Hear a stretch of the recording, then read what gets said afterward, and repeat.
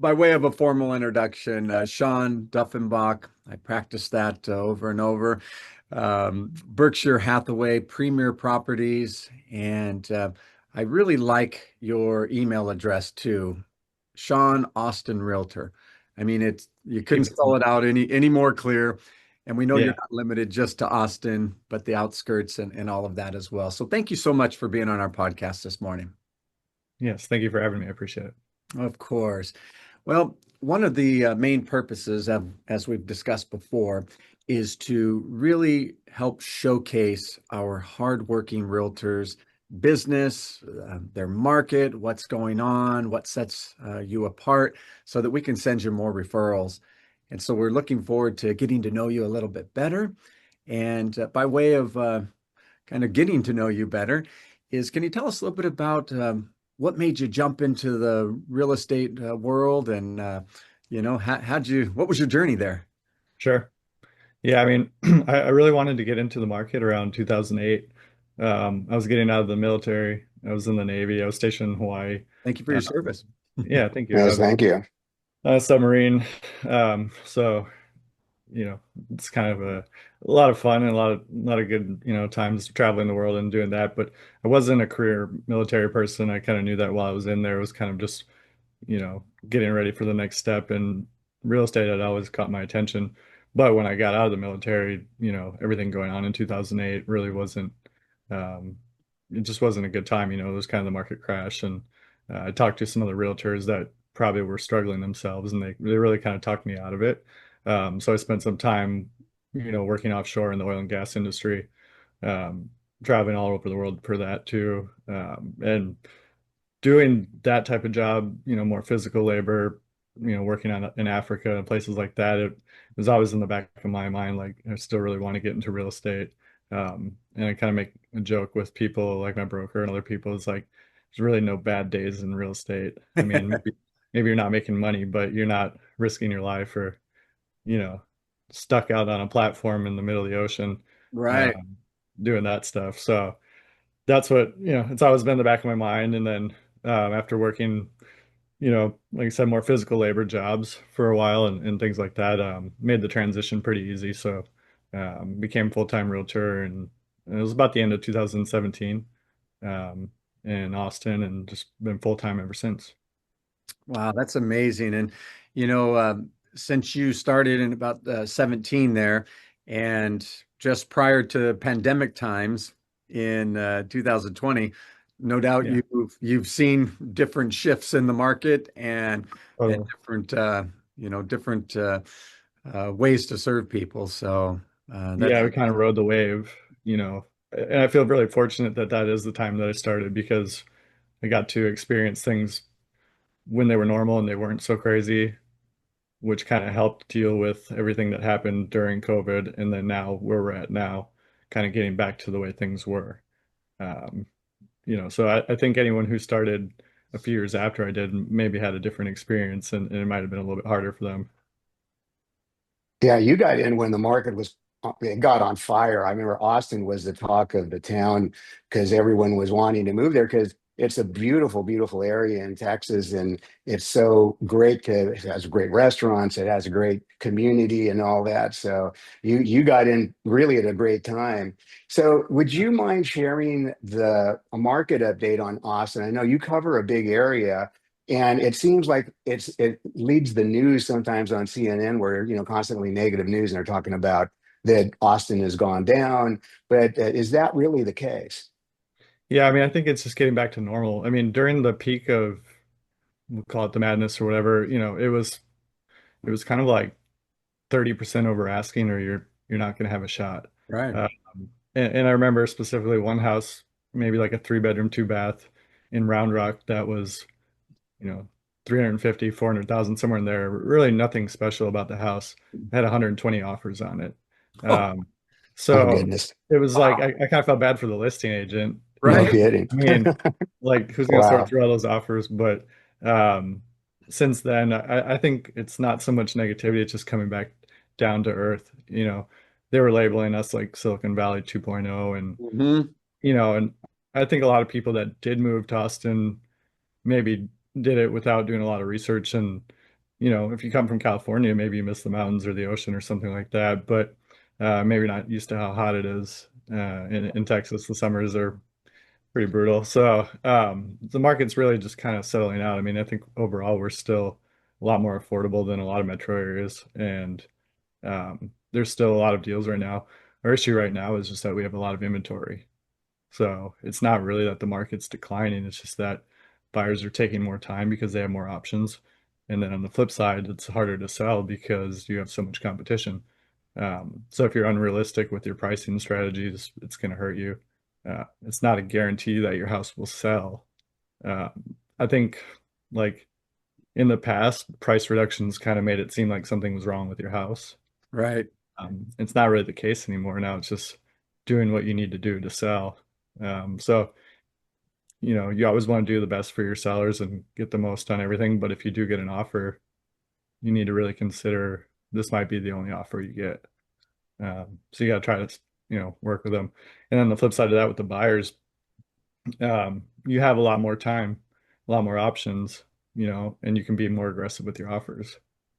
So, Yeah, that's incredible. And that's, I remember I one of my side fun hats that I wear is I'm also a professional beach volleyball referee.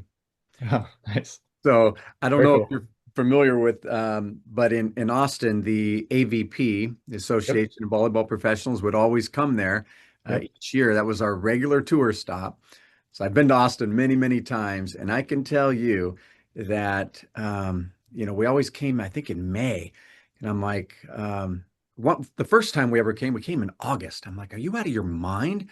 Why Yeah. are we there in August? It's Were you so, down over by Oracle, over by the river? yeah. I think I've been to one of the tournaments down there. Yeah. Okay. You probably saw me up there blowing calls up on the ref stand or something, but That's cool. the reason why I brought that up is to me, one of the big attractions for Austin, not only the music capital of the country, Yeah. uh, live music, every place you go to, what they call it, Dirty Six and a few other places down there, there's music everywhere. Yeah. Never experienced anything like that before. Yeah. And they just wrapped up ACL, and I don't know if it's 400,000 people that go to that concert over 2 weekends. And we go to a lot of concerts, and you're right. I mean, there's always something to do, which is great because you'll see a lot of your favorite artists. There's a lot of Right. really good venues. Um, you kind of touched on the food and everything like that. I mean, there's definitely good food, but Amazing. I think the music's kind of one thing that really separates it. Yeah. Yeah, I've been a longtime fan of Austin City Limits and just love going into YouTube and seeing some of those old shows that Stevie Ray Vaughan would play and all that, and Yeah. just amazing, amazing shows that come out of there. Absolutely. Yeah, and that's a really cool venue. Um, and there's actually a lot of like comedy events that are there too. So it's a great place for sure. There's a little sports bar down there, not too far away from the university. It's called Aussie's Sports Bar. And my buddy Danny owns that bar. So if you ever go in there, and they have volleyball courts there, they do night, leagues and stuff like that. But if you ever go in there, tell him John Rodriguez, or he knows me as J Rod, Okay. I'll send you definitely name over drop you. there. Yeah. Yeah, yeah. He might kick you out, but I don't know. No, cool spot though. Cool spot. That's cool. Um, a question, you mentioned that you started in 2017. You've come out of the pandemic like all of us have, but during those challenging times, we all had to make some pivots, some adjustments to our business, marketing, the way we handled our business. Can you share maybe any adjustments or pivots that you needed to make or you did make during those challenging times, COVID times? Sure. I mean, specifically, I think I really started working more with investors. Um, I know I've been at brokerages where leads will come in and a lot of agents will say they're not comfortable working with investors. And it's always kind of been a little mind-boggling to me, like, why there's really nothing different about it except for the fact that, a lot of my clients don't even see the houses they purchase. So I think that puts a little bit more little bit more trust in the agent and me finding them the house.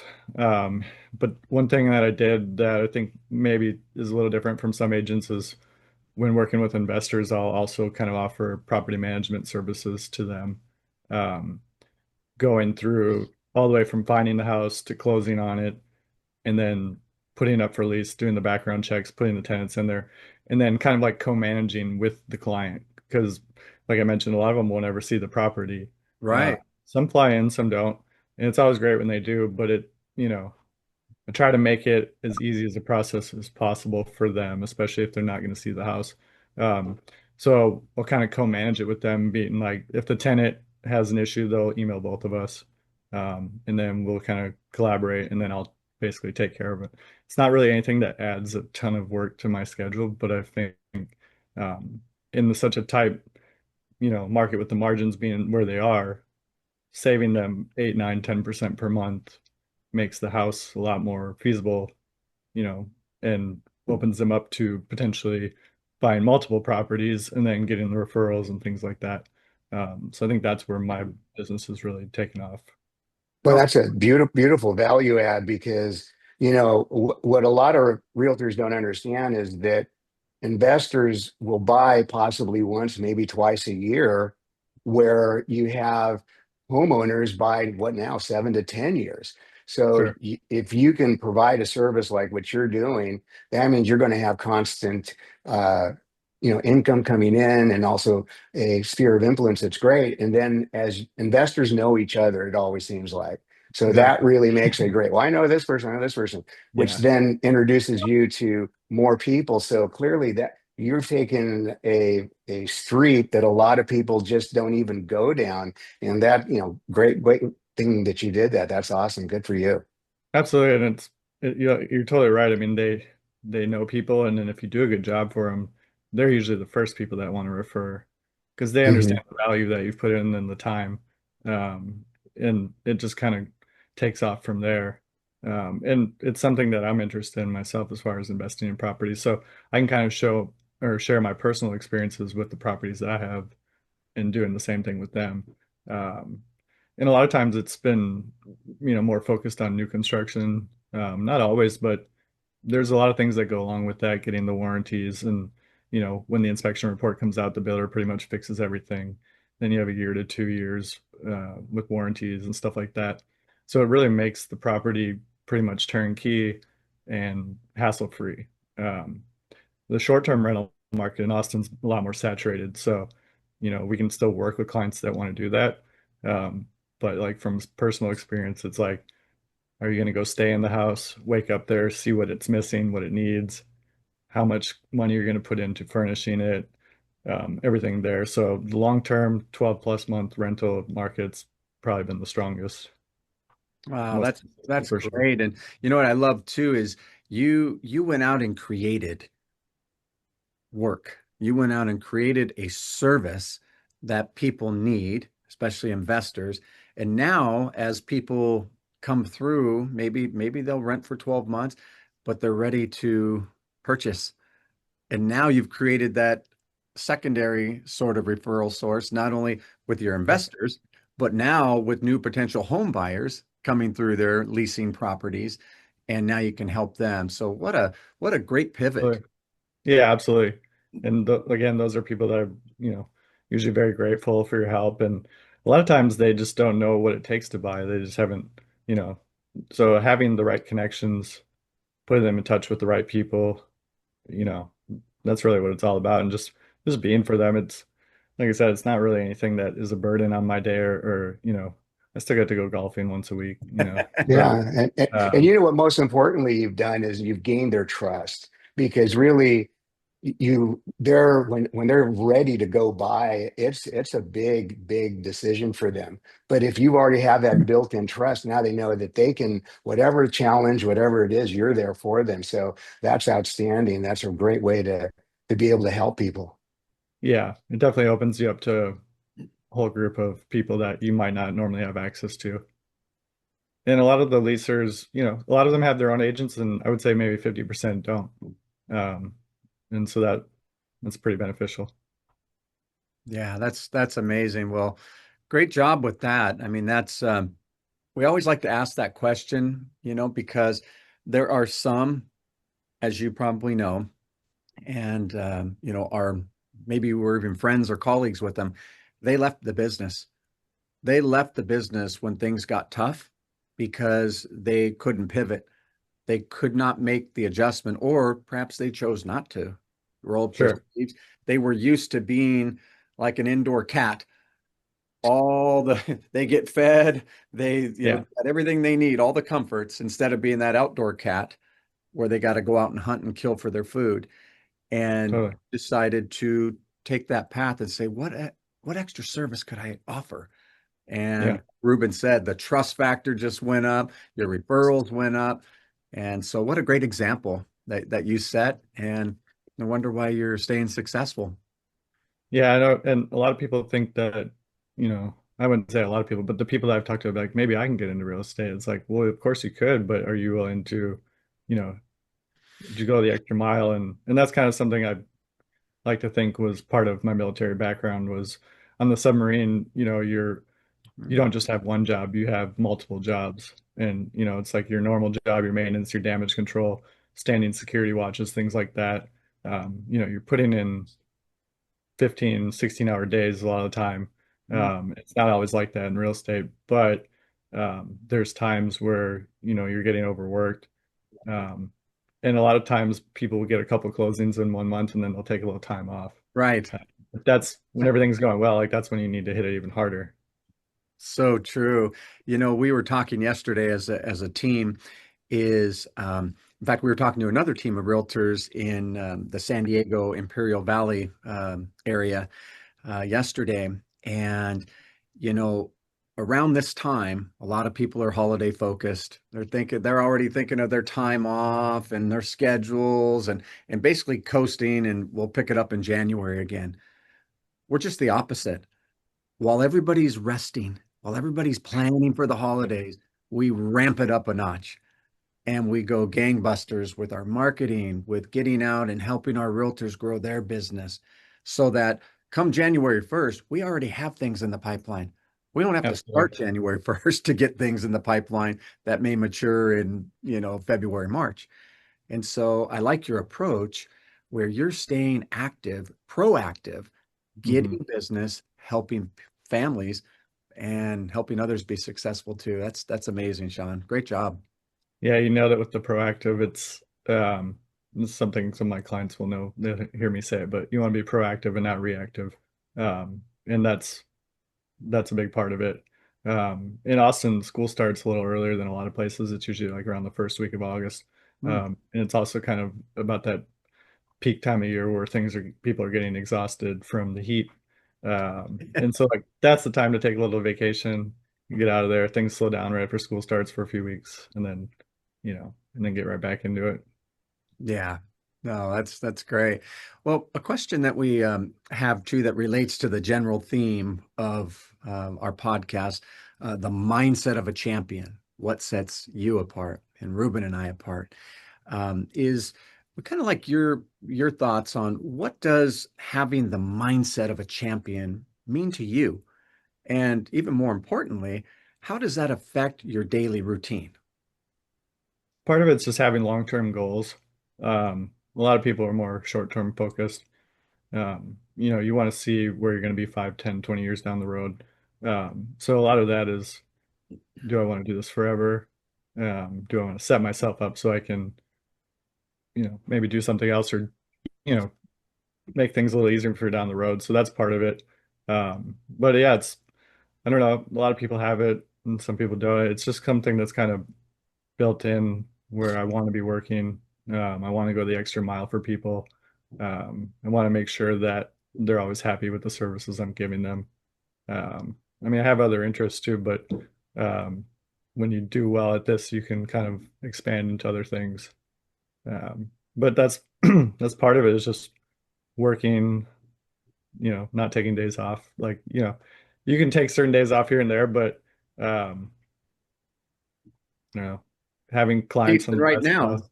You're on Yeah, vacation right now with your family, Right. yet you're taking time to be with us to help showcase your business.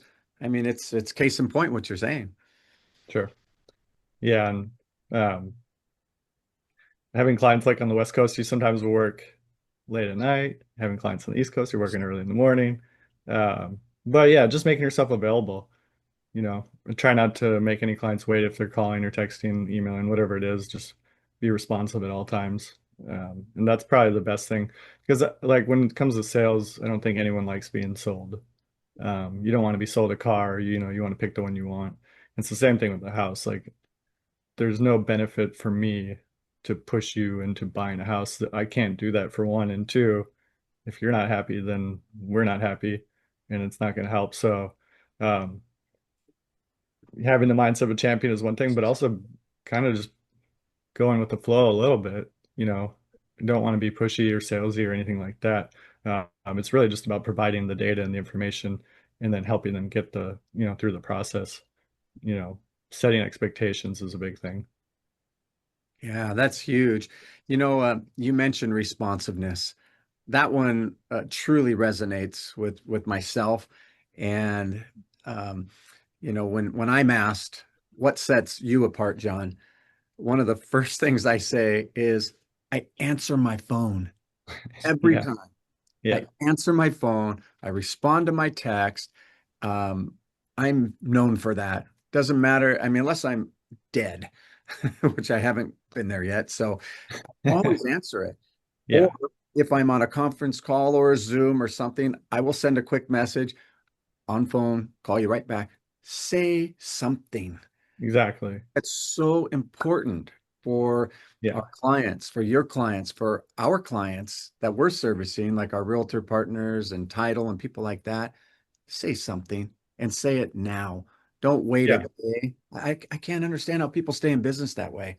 Well, and those are where you build partnerships too, like, with lenders and title and things like that. You get choices, but when you find someone that you like and that works in the same manner that you do, then it's easy to stick with them, and then you can really grow from there. Yeah, so true. Yeah, makes for a powerful team, especially, in this industry, it's like speed is important. So you have to do it in a speedy fashion, but quality fashion at the same time. So that's the thing that your teammates, as you build your team, you have to make sure that they're congruence with that, because now you've just told your client, hey, look, I'm going to get right back to you, and I'm going to give John a call right now. And then when you hear crickets, that makes you look bad. So really the most important thing for us is always communication. And that is clearly in any industry. I don't care what it is. Communication is key. If you've done that, you're far ahead of everyone else, because nowadays, I think in Texas itself, there was a past law for realtors that a client can let go of their agent if they don't get back to them within 72 hours. Now, for them to have to pass that, that tells you how the situation really is. It's amazing that people Sure. don't get back, and you wonder, they must be really skinny because they're not selling. Right. Yeah, I mean, you got to provide that service. And it's the same thing with, like, when you're a young buyer's agent and listing agents are asking you for feedback and things like that. A lot of people will ignore them, don't provide feedback because my client's not going to buy the house. I don't need to respond to them. It's just, courtesy to treat people right and the way you want to be treated. Because when you're the listing agent and your client's asking you to get feedback on every showing, it goes both ways. And it's just, like you said, it's just doing what's right for the people out there. Yeah, that's really well said, Sean. And it's no wonder why you've been successful all these years. You applied your training in serving this country, took it right into other aspects of work before you even came into real estate. And now we can see how you take care of your clients. You take care of both on the selling side, but also on the buying side, and you care. You show care and concern and courtesy by responding quickly. And that was one thing Ruben and I talked about. And it's kind of a little test for us when we call, and just so happens we connected on these leads that we're both purchasing, right? Mhm. When we see a realtor down at the bottom, we always like to know, how are they doing? Are these leads working for them? And Yeah. you know that at least 50% of the time, probably higher.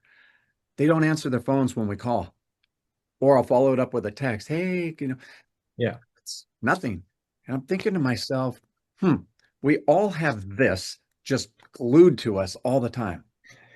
Yeah. We can't say something. So thank you for setting that example, really the gold standard for responsiveness. You took our call on the first time and we had a nice conversation, Yeah. which leads to a deeper conversation like this. So we really look forward to sending you more referrals, helping you grow your business. And we have one final question for you. Sure. We talked about pivots, adjustments, we talked about mindset and all of that.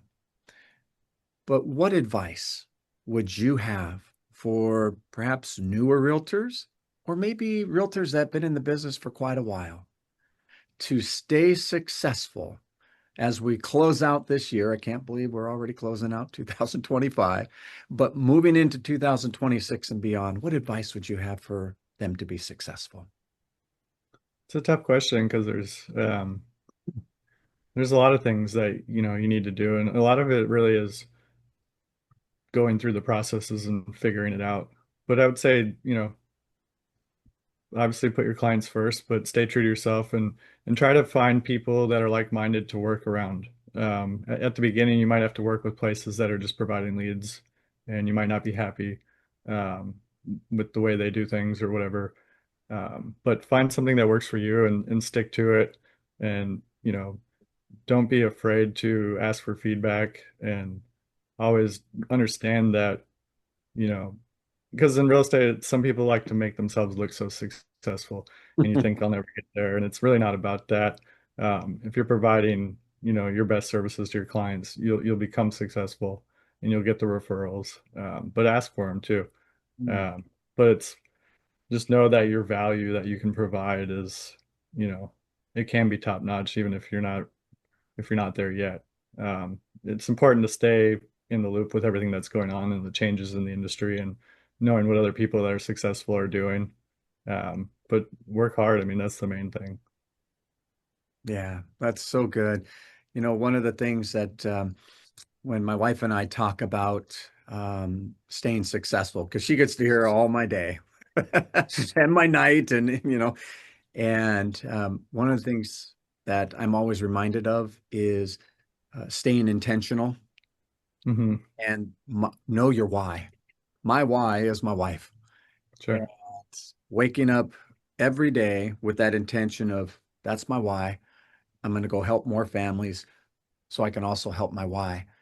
And I know that really helps me towards staying on that path of success because, a lot of people measure success differently. Some measure it with Got a money, squirrel. whatever, right? And Another visitor. oh, who we got? Oh Got a my squirrel goodness, the there. squirrel. That's so Popped cool. up on us. Sorry to interrupt you Oh there. no, that's Um, awesome. I saw something moving, but I couldn't see it right away. yeah, it was a little squirrel. They love to Yeah. come eat out of the bird feeders. They're Oh man, that was really cool. I think he had something to add, the squirrel did, to what you Right? were saying, John. Yeah, he was Hey, in agreement with you and says, "Hey, let me say something here." he's saw him looking for a raise his new paw. place. Yeah, yeah, the wildlife is good up here. That's That's awesome. that's But yeah, amazing. you're right. Knowing the why is very important. I mean, that's a big thing, and um, you got to be lucky at the end of the day, or understand that we're in an industry where we're actually helping people. There's a lot of industries that help people, but then there's just as many that don't. And I think you got to be really grateful to be in this industry, um, and not take that for granted. Absolutely. Well, Shaun, thank you so much for joining Ruben and I this morning. We really appreciate you taking the time. We know you're on a beautiful vacation with your family right now, and we want to respect that time so you can get back to them. But thank you again for all that you do. Again, we mentioned it, but what you have done for the country, but also what you're doing for the communities now that you serve as a hardworking realtor there. And Ruben and I are really grateful, to use your word, that we've met you, and certainly look forward to showcasing your business further and helping you grow your business so you can serve more clients. Yeah, it's a real pleasure. I had a good time, and let's do it again. Absolutely. That was awesome.